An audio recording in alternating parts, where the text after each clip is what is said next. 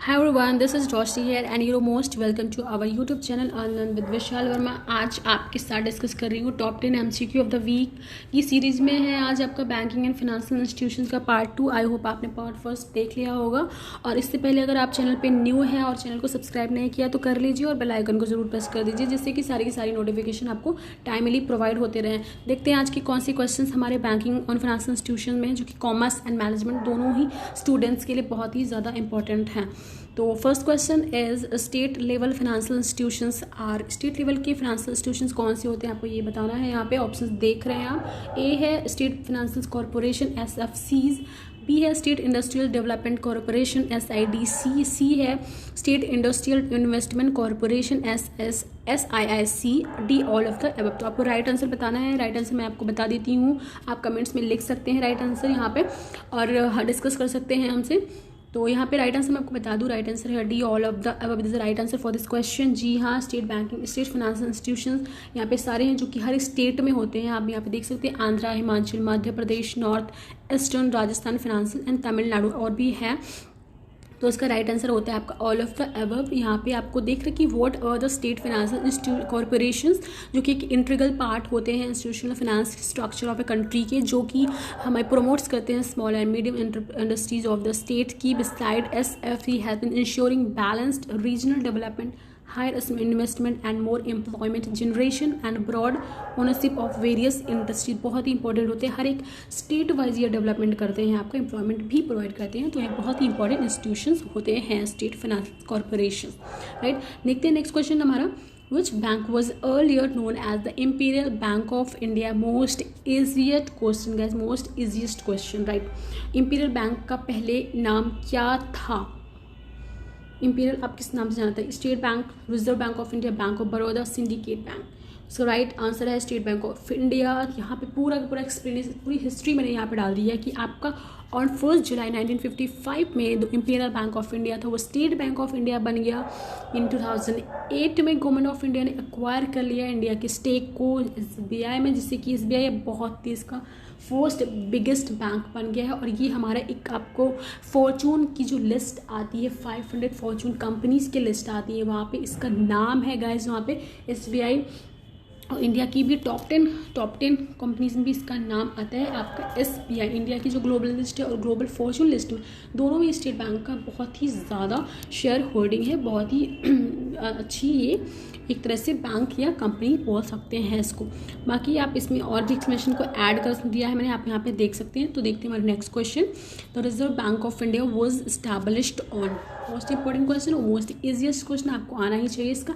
अप्रैल 1 1935, B जुलाई 12 1982, सी मई 26 2006, सितंबर 30 2005। इसका right answer है option A, अप्रैल 1 1935 में इसको स्टैबल किया गया था। अब इसका एक्सप्लेनेशन यहाँ पे देख सकते हैं कि इसमें कितनी कैपिटल, कितना ईयर, कौन सा ईच कैपिटल है, गवर्नमेंट कितना शेयर होल्ड करती है, सारी चीज़ें मैंने ऐड कर दी है। मैं आगे क्वेश्चन की ओर बढ़ती हूँ। Who works as RBI agent at place where it has no office of its own। यहाँ पे बोला गया है कि RBI के एजेंट के रूप में कौन काम करता है, जो कि जिसका कहीं पे ऑफिस नहीं होता है। A State Bank of India, B Ministry of Finance, C Government of India, D International Monetary Fund. तो इसका राइट आंसर है स्टेट बैंक ऑफ इंडिया। जी हाँ, the State Bank of India works as RBI agent at places where it has no office of its own.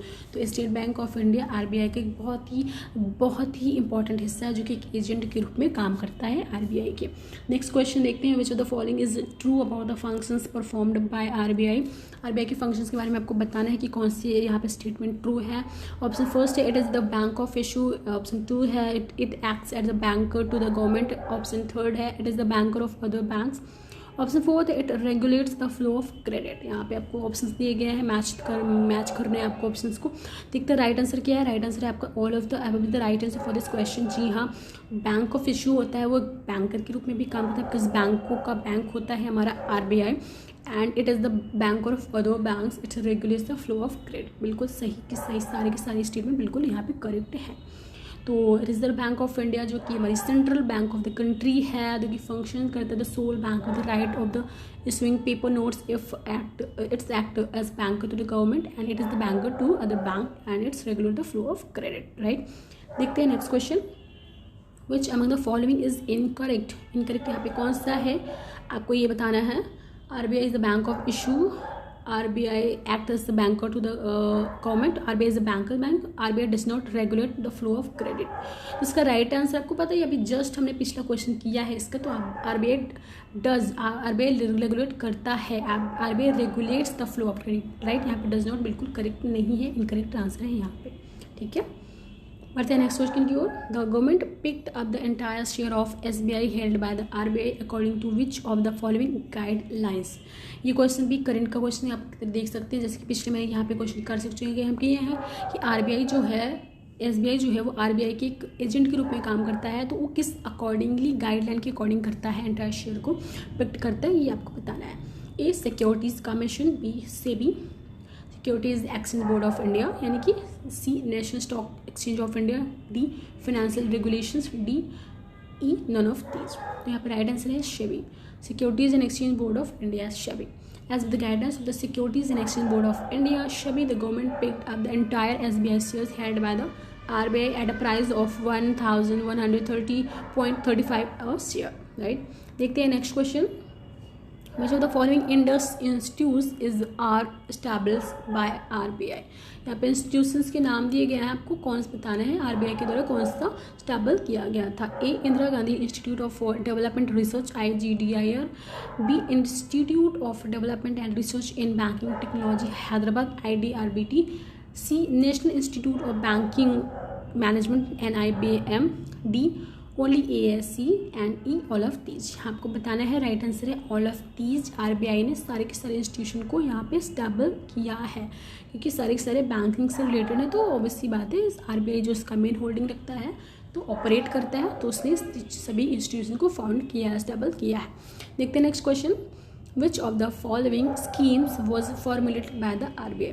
A Mahatma Gandhi national rural employment guarantee scheme, B Rashtriya Swasthya Bima Yojana, C banking ombudsman scheme, D Jan Dhan Yojana, none of them. RBI कौन सी scheme को formulate करती है, आपको ये बताना है। RBI ने found किया है बैंकिंग ओबर्ट्समैन स्कीम। ये जो छोटी छोटी स्कीम है ये तो गवर्नमेंट करती है, बट RBI ने स्कीम को लॉन्च किया था banking ombudsman scheme. Banking ombudsman scheme क्या होती है? The former scheme set up on voluntary basis to handle complaints against those bank which subscribe to it, right. यहाँ पे इस जो है कस्टमर्स की जो प्रॉब्लम्स हैं उनको रिजोल्यूशन करने के लिए यहाँ पे बैंकिंग ओबर्ट्समैन स्कीम को फाउंड किया गया था RBI के अकॉर्डिंगली, राइट। बढ़ते हैं नेक्स्ट क्वेश्चन की ओर। यहाँ पे आप इसका एक्सप्लेनेशन पूरा देख सकते हैं, मैंने ऐड कर दिया है। The logo of RBI consist of which animal. देखिए कितना इजी क्वेश्चन और कितना एक हम इसको सोच भी नहीं सकते कि ऐसे क्वेश्चन पूछे जा सकते हैं। A elephant, B royal Bengal tiger, C black pug, D lion, E none of them. तो इसका राइट आंसर है रॉयल बेंगल टाइगर। देख सकते हैं यहाँ पे मैंने पिक भी ऐड कर दी है। तो रिजर्व बैंक ऑफ इंडिया में royal Bengal tiger standing in front of palm tree भी पूछा है यहाँ पे, ट्री भी बता दिया कि पाम ट्री के पास स्टैंड है वो। The tiger was referred from the statue at the gate of Belvedere Kolkata. This were in consent by Bharatiya reserve bank on the top and Reserve bank of India at the bottom. क्या लिखा हुआ है आपको ये भी पूरा जैसे अभी देख रहे हैं तो हिंदी में ऊपर लिखा है, नीचे इंग्लिश में लिखा हुआ है, और टाइगर स्टैंड है वो पाम ट्री के पास। तो यहाँ पे कितने इंपॉर्टेंट क्वेश्चन हो जाते हैं। देखिए एक आपका कैसे लोगों से क्वेश्चन पूछ रहे हैं, तो ऐसे भी क्वेश्चन आ सकते हैं, हम उनका ध्यान रखिए।